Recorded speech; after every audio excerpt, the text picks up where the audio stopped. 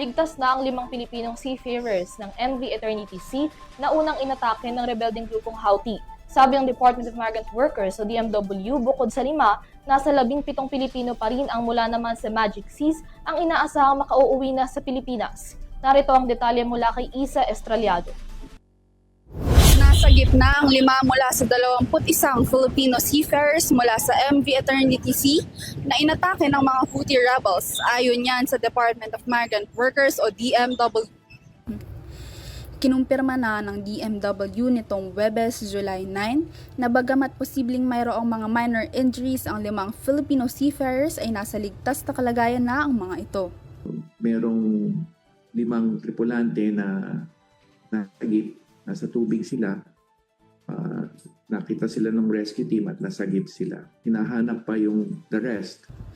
Sa ngayon, hindi pa sigurado kung kailan makakauwi ang 5 marino, ngunit sinabi ni DMW Secretary Hans Leo Kakdak na sisiguraduhin nilang makakabalik ang mga ito sa lalong madaling panahon. Pinabulaanan naman ng kalihim ang mga balitang may mga nasawi sa mga crew members ng barko at sinabing mapapatunayan lamang ang mga ito kapag nakausap na nila ang 5 seafarers. Kasabay naman ang pag-rescue na kumpirma rin ng DMW na lumubog na ang MV Eternity Sea at patuloy naman ang paghahanap sa 17 pang crew nito. Kaugnay rito, ang 17 Filipino seafarers na nasagip mula sa lumubog ding MV Magic Seas, sinabi ni Kakdak na posibleng makauwi ang mga ito bukas, July 11.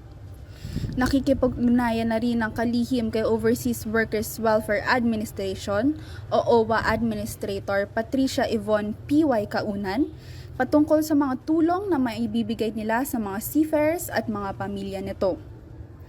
Ani ni Kakdak, bilin ng Pangulong Ferdinand R. Marcos Jr. na siguraduhin may sapat na tulong na maibibigay ang pamahalaan para sa mga seafarers. Para sa Euro TV News, ako si Isa Estraliado, sumasaludo sa bawat Pilipino.